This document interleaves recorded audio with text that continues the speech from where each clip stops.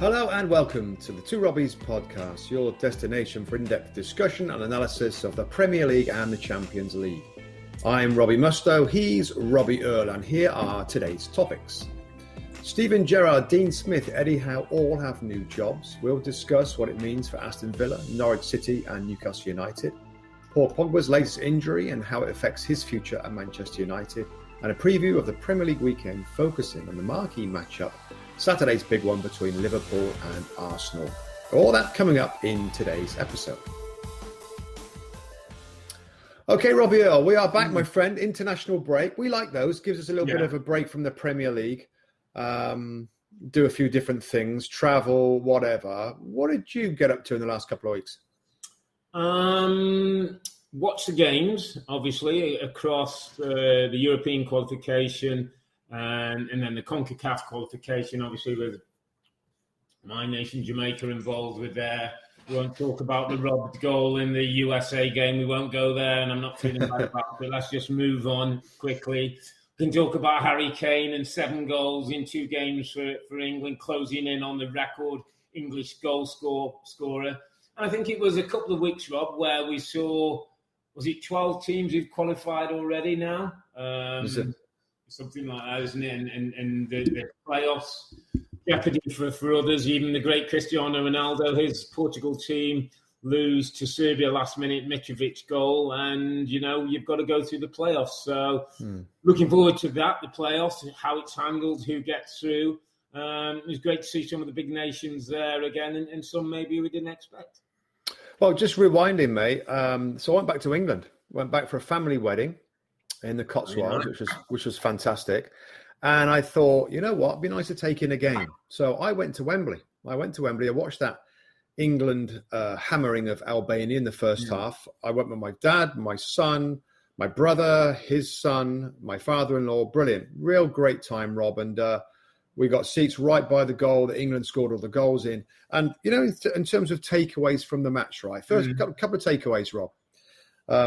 First of all, to be at a pretty much full 80,000 people at Wembley, national anthem, and then followed the last post, remembrance, of course, is around that time last weekend. I just thought how powerful it was, how powerful. I mean, it's kind of a little bit emotional. I never played for England, and I know you played for Jamaica, and I watched my mate, Gareth Southgate. We played together at Middlesbrough. We roomed for that one season. I look at him standing down on the side of the pitch. I'm like, wow, how proud must he feel to be there when there's 80,000 people there? So, and then of course I see Harry Kane score a perfect hat-trick, right foot, left foot, header. And other players, Rob, in terms of just watching them, and I swapped a couple of messages with Gareth Southgate afterwards, and the special players, Reece James, seeing him live and the way that he played as a wing-back on the day, he went with 3 at the back for this game. He looked really, really special, Rob, really impressive in terms of everything, going forward, crossing, assisting, strong, like physical contact, really strong.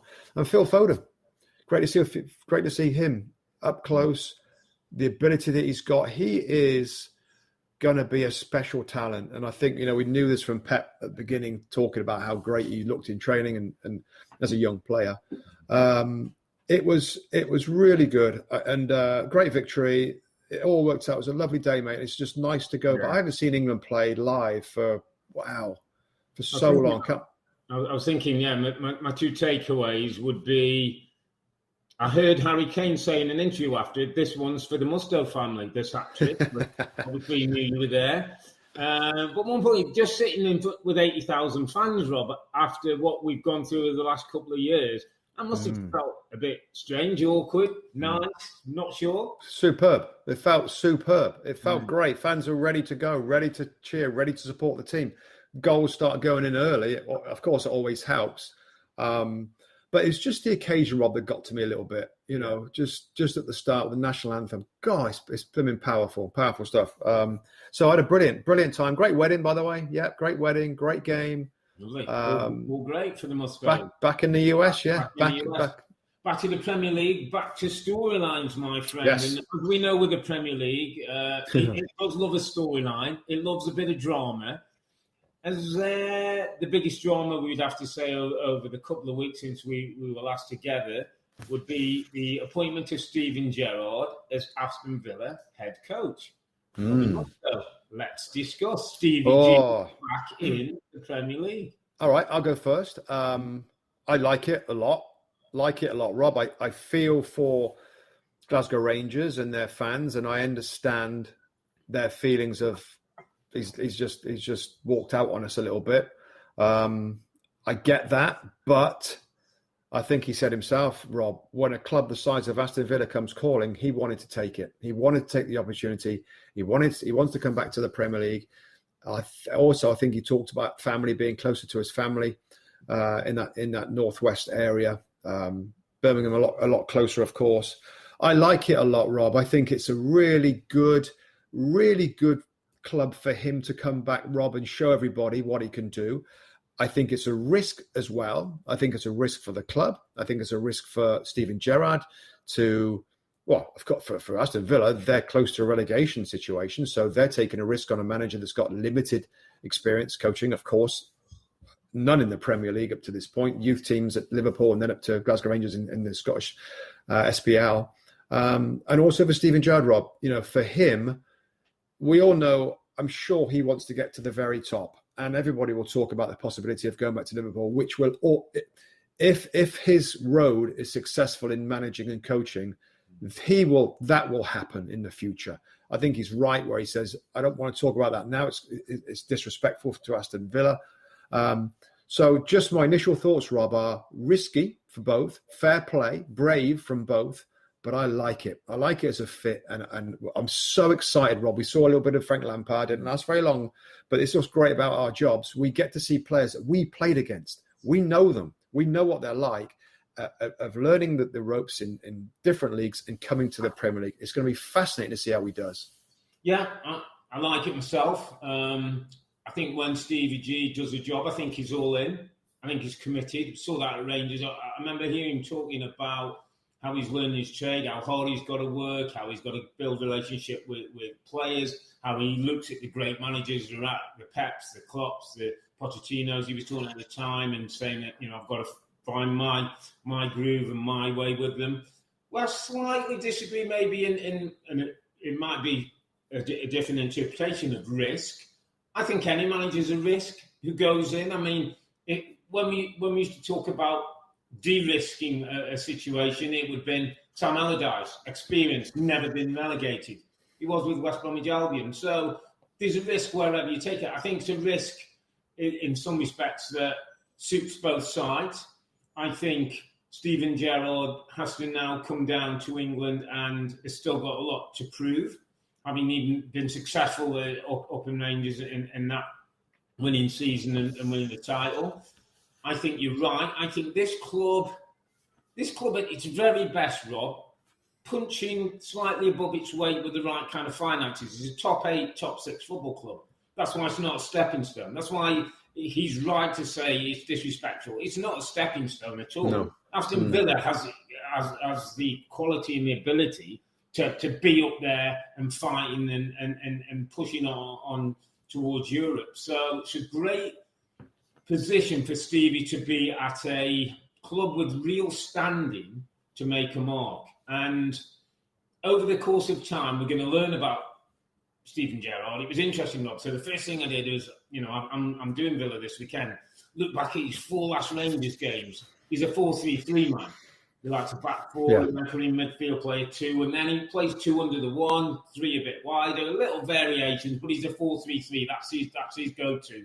So we'll see how that fits with Villa, who's his personnel. There was a lot of chopping and changing with Dean Smith towards the end at Villa, and some of the fans were unhappy with that. Be interesting who Stevie sees and feels, and getting his players for the first week. So excited. It's a bit like the Patrick Vieira one for me, Rob. It's going to be a subplot, a sub-story running through the league that I'm going to keep a really close eye on. I mean, it's a good test, but Rob, it's a good test. They've struggled. They've struggled without Jack Grealish. When Jack Grealish wasn't in the Villa team before, I was reading some numbers on it. Like, Dean Smith hasn't won that many games without Jack Grealish. And, of course, he's left the football club now. New players came in that most of us thought were good signings. haven't really done it yet. I mean, Danny Ings has, but there's been a few injuries. But Leon Bailey hasn't really done it. Emi Buendia certainly hasn't done it. So he has a difficult job, actually. That's why it's going to be fascinating. Fascinating how he handles them tactically.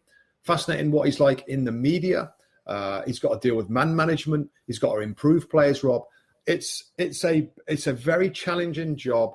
I think it's the right appointment. I think we talked about Steven Gerrard for, I think it was Newcastle United, Rob, in terms of, and again, I'll say it one more time. A friend of mine is a big Celtic fan, studies and watches every weekend the Scottish SPL. And, Gerrard, unbeaten season, champions, carries himself really well with media. I think he's been doing it. He's got experience now. Is it 2.5 years? I think as a coach. Yeah. So I think he's learned a lot. I guess plus the youth days and developing younger players at Liverpool. So I think it's a really good move. Exciting for actually everybody, us, the club, for him. Yeah. Brilliant. So and another ex-player who we've known about now going into management. Just before we move on this one, Robbie, it was kind of one of those thoughts. I thought, I'll chuck this one across Mustoe. There used to be a time when they both were high-class players, Steven Gerrard, Frank Lampard. There was talk about whether you could fit them in the same team and all that kind of discussion just to go on. They didn't like and didn't get. But in terms of the managers, Steven Gerrard's ahead of Frank Lampard, and that's why he'll get this job ahead of where Frank is. Yes, but it goes back to the risk of management, Rob. Frank Lampard was manager of Chelsea, Rob. Chelsea. He got Chelsea into the top four. Yeah, qualified for Europe. Yeah. And then the following season, a period of the season didn't go very well. He's out. His stock kind of plummets. Also based on Thomas Tuchel coming in and doing so well. Yeah. And he's ahead right now, my friend. But that's why this risk thing comes in. Steve Gerrard has got to hit the ground running and show he can motivate and tactically get that balance right between defending and attacking, which is everything really in football at this level. He is right now. Frank Lampard is I read some articles about him. Like, where's the next job going to be? He's been rumoured for loads of different jobs and hasn't landed any of them. I just, I'll throw it back to you, Rob. Like, forget the short-term bit. The long term, just give us a gut feeling of course, we know these guys. We've spoken to them before. We've played against them. We've watched them work. Do you have a gut feeling on who you think is better suited to it? More football kind of, I don't know, more suited with tactical intelligence, with man management, with media skills, the whole package of who you think. Steven Gerrard, like from day one, he took the job up at Rangers. He sounded and looked like a manager. He's got a very good backroom staff around him, good coaches. I think he's seen where sometimes the manager sometimes steps away as a figurehead, lets his coaches go and do the work, and then comes in, has the word, the Alex Ferguson way, maybe the Wenger way of doing things. I just get the sense he looks like he was made for football management. We're now going to see, because this is a test, at a good level with an ownership group that's ambitious and got money. Yeah, this is a really good look for Steven Gerrard and the perfect way for him to prove himself as a top-class Premier League manager. So that is Aston Villa versus Brighton, Saturday, Robbie, or 10 a.m. Eastern time on NBC SN. You're in this weekend. I'm going to be fixed to the TV all weekend to watch these games. Another game I think we're going to be both watching is Norwich versus Southampton, Saturday, 10 a.m. This one's on Peacock, Eastern time, that is. Dean Smith hired as Norwich City's head coach. Yes. You go first on this one. I like this too. Let me tell you why I like this too. I like this too because I think for Dean Smith, I think it was 7 or 8 days out of a job. Dean Smith is not in a position where if Dean Smith says, you know what, I'll take 6 months out and then I'll have a look at it starting next season. Dean Smith, there might not be a gig for Dean Smith in the Premier League. I looked at Chris Wilder, interestingly, this week, Rob. He's gone to your former team. Come on, Borough. Up the Borough. And up the Borough. He's had to go to a middling... Careful. Middling, sorry, my friend. A middling championship club that, it's a long time now since they were back in the Premier League. I think Dean Smith was going to be that guy. He's smart enough to know he goes into a football club. He's still got 20 odd games to play, 27 games, I think it still is to play, plenty of points. A football club that we know if they went down, it'd be disappointing, but it isn't the end of the world. You then give them a chance to come back, which Dean Smith's done with his Aston Villa team. The fit just feels right. Can he get into this group of players and get a little bit more? Can he get, defensively they're not good, attacking-wise they're not good, midfield they've got issues, but Dean Smith is a man-manager. There's not many jobs, Robbie Mustoe. A new manager comes in and the last result has been a win. Dean Smith is that man. Yeah, I think it's, again, I'm the same as you, Rob. I think it's a really good fit. I mean, I think I look at it from the football club's point of view, Rob. Their model is of promotion and trying to stay in the Premier League without spending a ton of money. If they go back down again, they want to stick with their guy. This guy is a little bit different from Daniel Farke. He's also been promoted with Aston Villa and done great jobs in his previous jobs, Brentford and Walsall, I think it was, Rob. Yeah. He's like Farke, he's got promoted, but he's won games in the Premier League. He's done a good work in the Premier League. He knows what it takes to win games in the Premier League. So it's really a good fit again for them. Yeah. And I know Stuart Webber was very quick to say that he's been on, he's always admired Dean Smith. It just makes sense. Now, whether Dean Smith can go in there and organise this team well enough to get the points required, that would be remarkable. That would be remarkable. I think, are they 5 points from safety, Robert? Yeah, 5 points, yeah. So it's not a massive amount, but what we've seen so far, I don't expect it to happen. But I guess, of course, that's the plan. Can he rescue them? But I like the long-term feel with this appointment as well, Rob. Yes, he'll give him a short-term boost and he'll get more out of these players, I would think, than Daniel Farke. But he's still such the right guy if they do get relegated. And from his point of view, Rob, it's a good club. Yeah. It's a well-run club. He knows he's going to get, he knows he ain't going to get a ton of money, but he will get time. He'll get patience from his ownership, from Stuart Webber, the sporting director.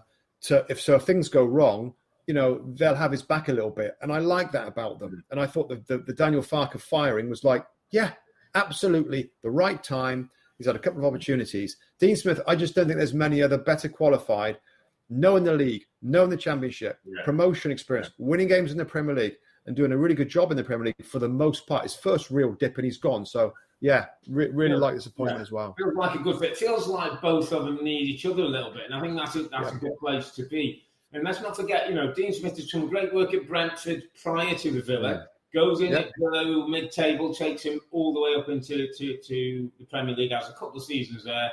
His first little bad run, 5 straight defeats, and he's gone. But Norwich might just have got picked themselves good plum business there, and we'll see how that one goes. Let's move it on a little bit to Eddie Howe, because I think it was something that was rumbling, I think, before our last podcast, but Eddie Howe's now been appointed as the new head coach of Newcastle United. So Eddie's in the job. Eddie's back in the Premier League. Must be all happy with this? Sort of enough time for Eddie to get the job done and get this team away from relegation? Yeah, of course he's got plenty of time. I've listened to him, Rob. He's been to interviews. He did a couple of official kind of, first interviews at a football club. And he said all the right things. It's an honour for him to be a manager of this football club. And it is, because it's a great club, Newcastle United. So he's saying all the right things. Again, he talked about his philosophy, and he will not change. He won't change. So don't expect him to go in there and to be really defensive first and try and set that strong foundation. That something that I don't know. I tend to go that way. If it was me in his position, I'd want to really secure defensively. He's going to go there on the front foot, Rob. He's going to play attacking football, which is exactly what Newcastle United fans want. They really, really do. I would just say, we know, Rob, we've been watching it, playing it a long time now, and the balance between attacking and defending is a really difficult one. And if you can coach well enough and you put those players in good enough areas and angles, positions to be able to play out successfully without risking anything, well done. That'd be great coaching. But there's definitely a risk to the way he's going to do things. But it's going to be a fun ride, mate. It's going to be a fun ride. I expect some attacking football, but it could be, both ends a little bit of drama, I reckon. Yeah, it'll be what the Newcastle fans want. They're desperate for some football. It was really interesting. You say, I I listened to a couple of Eddie Howe interviews myself, and there was one in particular where he said, I'm a better manager for what I've been through. I've been and worked and looked at people, looked at my structures, looked at my processes, looked at my coaching. You know, he said, I'm better prepared for this job this time, and he understands the role better. So that's going to be interesting to see. I remember it was probably 3 years ago, my friend, 3-4 years ago, we sat down with Manuel Pellegrini, who was West Ham manager at the start, and said a very similar thing. We're going to get on the ball and we're going to play, and we're not going to worry about the opposition. It's all didn't last too long, Manuel. So if he can do it, and you've got to have the players who are courageous and prepared to have the ball. But as we know with Eddie Howe, that's the style of football he wants, and certainly the style of football he's got to get as well doing it, though, mate. Got to get the points as well. Rob, just the last one on Eddie Howe. I think the thing that I would worry for him is if they don't start particularly well. Has he got the personality to handle the pressure of that club when questions start to be asked and goals start to fly in? How's he going to react? Well, I think he suggested with the interviews that he's a better manager now. He's stronger. He understands maybe some of the mistakes he made first time, and he'll rectify this. So that's going to be the challenge. Because listen, this isn't going to be an easy ride for New. There's going to be some bumps on the way. There might be 2 or 3 defeats that come back to back. You know how this league can throw those kind of fixtures. And then he's going to have to be strong, show leadership. It's a bigger club. There's more media attention. There's more attention now of the ownership group. He's got to be, he's going to have to grow into that position and lead this football club. But fascinating watch. Looking forward to that one, my friend. We can't have a podcast without talking Manchester United. We usually talk the manager, which we're going to save for a moment. Let's talk about Paul Pogba, who injured his thigh this last week with France in training. There is talk that he could miss 6 to 8 weeks, Rob, which is a huge chunk of the season, which is not disappointing for Pogba, but disappointing for Ollie and Manchester United fans listening in here. Some suggestions are that maybe Paul Pogba's played his last game for Manchester United, being that his contract is up and we get to the start of the year, he's got 6 months left. Well, certainly that it might not look like Paul Pogba has got a long-term future now at Manchester United. How do you see the Pogba conundrum? Well, first of all, I did see the injury. I think if you look online, Rob, there's video of it where it's just a simple shooting drill. The coach just tosses it up, it bounces, and he has a shot at goal and pulls up pretty hard. Yeah, pulls up in a little bit of pain and stuff. So, yeah, that's going to be. I mean, that's a long time out, isn't it? That's a pretty bad one if it's going to be that amount of weeks. I mean, I did my thigh, of course, so many times it was about 3 weeks each time. Anyway.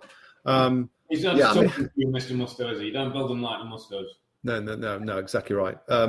Listen, he's been in and out of the team, Rob, the last few weeks. I went back and looked. It just looks like he's in it. He's been in and out the side.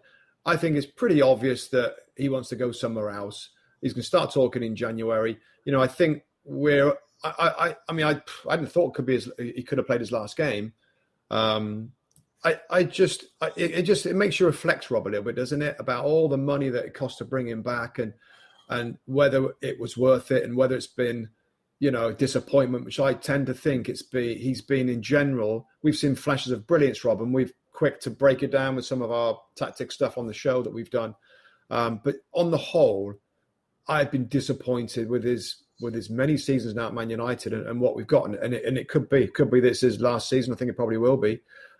Shame that he's got an injury right at this moment in time. But yeah, I don't know how many more times we will see him play for Manchester United, Rob. What do you think?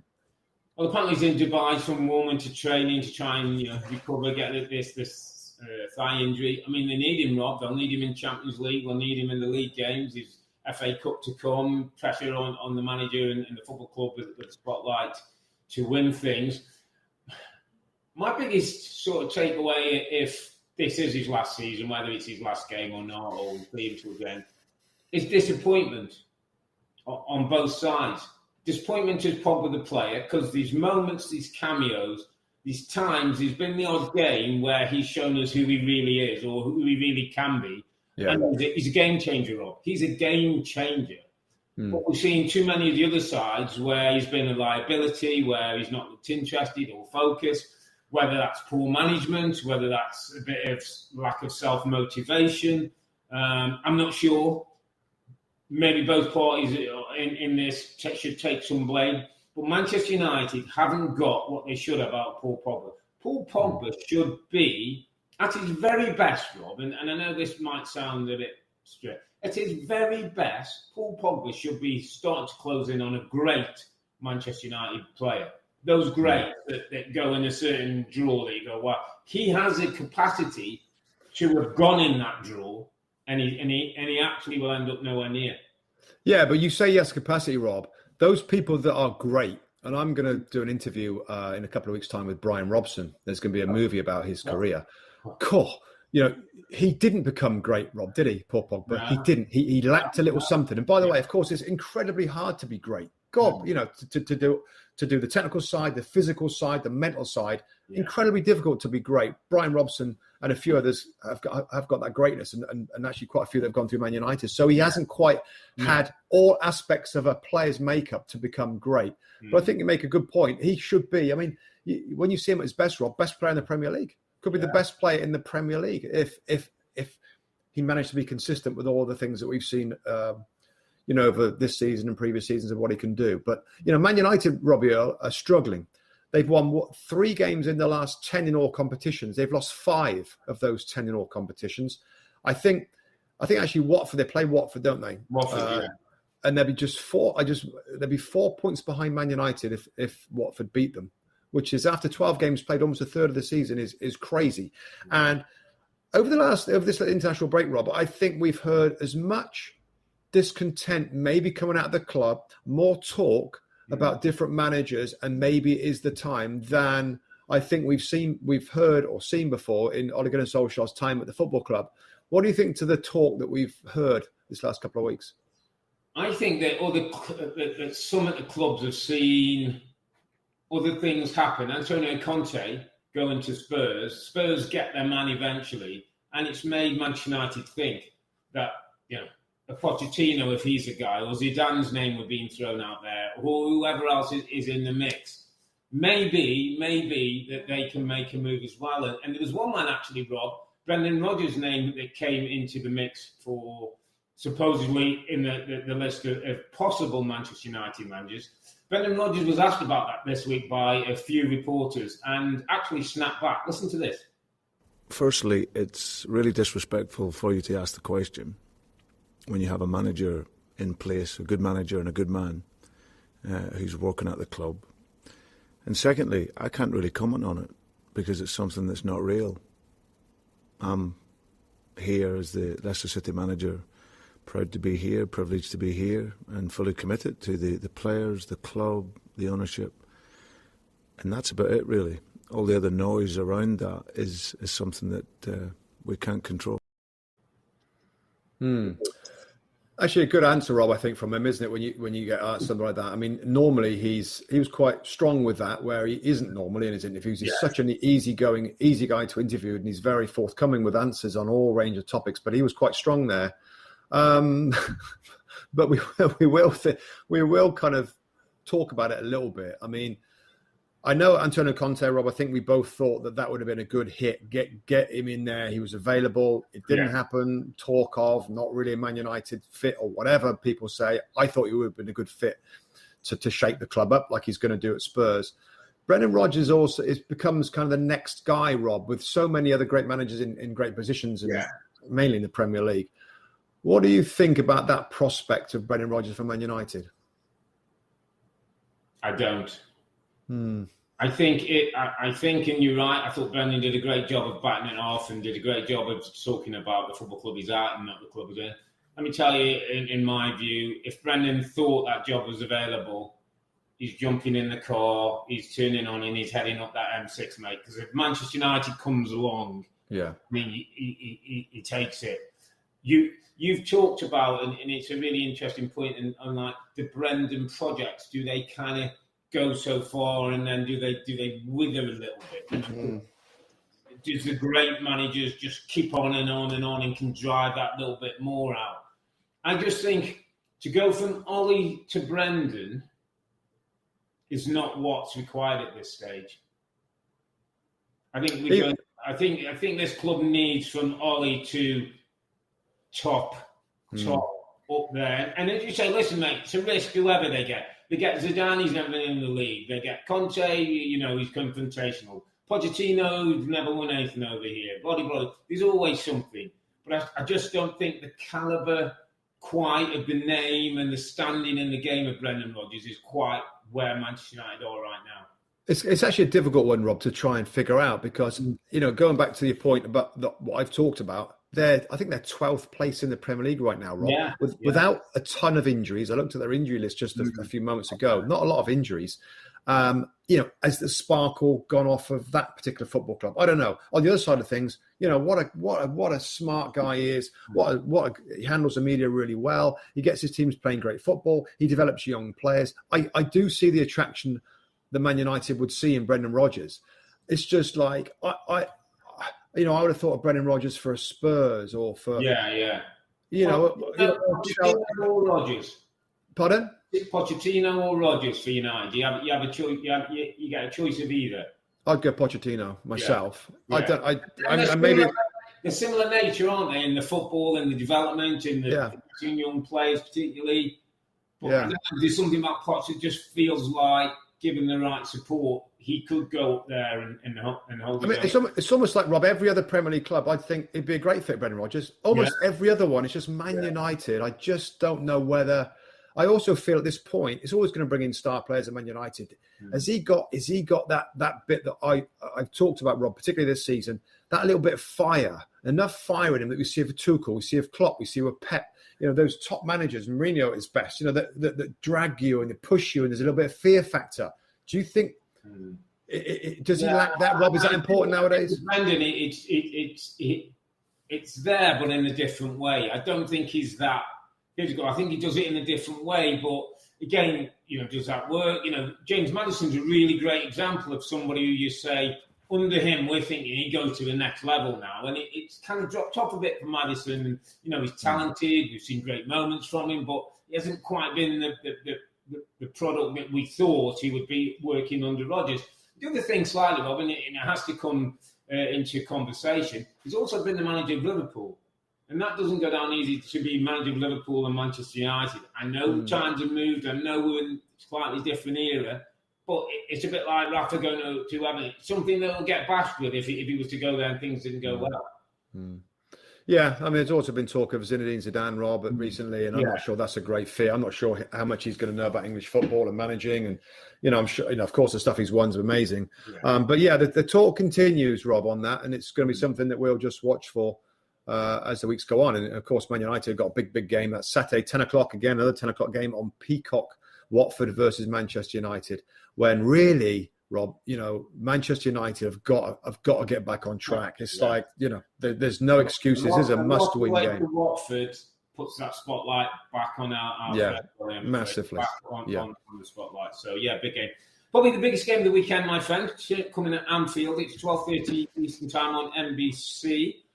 Liverpool playing Arsenal, two giants of English football who were one time vying for titles on a much more regular basis. Obviously, Liverpool in more recent years. Arsenal, 2004, Robbie Mustoe, the last time they won a Premier League title. I mean, we're getting almost to 20 years since this great football club won a Premier League title. How do you see this one? Arsenal in decent form, coming unbeaten, and I think 8 now. Liverpool, a little bit careless, certainly defensively of late, not quite as in form as maybe Jurgen Klopp would like. Lost 3-2 last time out to West Ham United. Can Arsenal turn up at Anfield, give them a bloody nose? Because it's not been a great hunting ground for Arsenal in recent times. Yeah, I think it's going to be really difficult for Arsenal. I think Liverpool, there will be a reaction. I said again, great one to look forward to, Rob. I like the look of this new Arsenal team, and it is a new team. It's almost a whole new defensive side of it. I think 4 out of the goalkeeper and 3 out of the back 4. I think are new players. How is this back 4, Robbie Earle, new, young, in place for Arsenal, going to deal with Liverpool's front 3? That's got to be a concern. I think the left back will be Nuno Tavares for Arsenal, probably, Rob. It could be Kieran Tierney. Tierney might come back in for this game. Tavares looked pretty good, but he's got Mo Salah against him. So a tremendous test for a young Arsenal back four at Liverpool, of course at Anfield, with the atmosphere, reaction. I think it's going to be really difficult. I mean, if Arsenal would find a way to not lose that game, that's another great building block on what has been a really good period where they've shown they can play a little bit, they can grind a little bit. But this is is a very difficult test for them. I think, just looking at the injuries, Rob, I think Firmino is not going to make it. Andy Robertson's out, I think, with injury. Sorry? Keita, I'm not sure if he's going to be fit. Yeah, I don't think he's okay. I think Milner's a doubt. I think Kostas Tsimikas, the Greek left fullback, has done really well for Liverpool, so he'll probably play in that side. Thomas Partey, I think, is a doubt for Arsenal in the middle of their midfield. But Arsenal's defensive side of things have been pretty good. 3 clean sheets in the last 3 games in all competitions, but this is a different test. So I would favour here. Jota, I think, is okay. I think Sadio Mane had something, a dead leg. I think he's okay, or a rib injury. I remember reading. Before international duty. So fascinating game. I would just favour Liverpool to win it. But you're right. Liverpool's defensive side of things, that balance that we often talk about, is looked a little skewed. They look a little vulnerable. We'll see how they do against Arsenal. Yeah, I think it's a good one for Arsenal. Almost like to measure up. Where are we after this one? The top 3 teams are the top 3 teams. But Arsenal right now could be vying for 4th spot. Best and less, Manchester United, West Ham, Arsenal, Spurs. They're all kind of jockeying in position for that 4th spot. So, yeah, really good game. Really look forward to that one at Anfield. Can Liverpool get back to their defensive ways, and will that front three have a bit too much for Arsenal? Or Mikel Arteta have his team well set up to go against that one? I think that we got a few odds actually, mate. Just before we close. Oh yeah, give us the odds on that one. So our friends at PointsBet Sportsbook have Liverpool at minus 223. They've got the draw at plus 350, and an Arsenal win, my friend, is plus 525. So they go with you. They think it's pretty. Hands on a Liverpool win. The draw's at plus 350, and Arsenal win at plus 525. I tell you, I might not be mad person who's $1 on Arsenal to get something there in good form. If Liverpool aren't right, I mean, I was looking at the team. If you think he's got Aubameyang and Lacazette now dovetailed in a team, one underneath his other, Saka one side, Smith Rowe the other, just come off from England duty in good form. They can get that right. They can cause Liverpool a few problems. So, looking forward to that one. Other games of the weekend, Leicester-Chelsea. It's that first game we talked a little bit about. Wolves play West Ham, a West Ham team that could go up to second or third, I believe, if they win things. Apparently, they've flown Mikel Antonio back from Jamaica to get him ready for the game, private jet. That's what you do when you're so important to West Ham. Burnley play Crystal Palace. Manchester City, Everton, that's a big game for Rafa, under a little bit of pressure. Things not going well for Everton. And Tottenham play Leeds on Sunday. That's a big one, mate. Harry Kane, 7 goals for England, but only 1 in the Premier League. Can Antonio Conte get his team firing against a Leeds team that are struggling a little bit themselves? Rafinha apart, not quite living up to expectations. Right, mate, we've had 5 sackings already this season. That's a quarter of the Premier League managers losing their job. New faces, same old Premier League, same old storylines. We'll be back on Sunday. That's November the 21st, when we'll look back at match week 12 for Stevies, Eddies and Dean's first game in charge, and the big one at Anfield where Liverpool play Arsenal. For now, I'm Earle, he's Mustoe, together with the 2 Robbies. Thanks for listening. Be safe, stay healthy. It's a good night from me. And it's good night from him. Good night.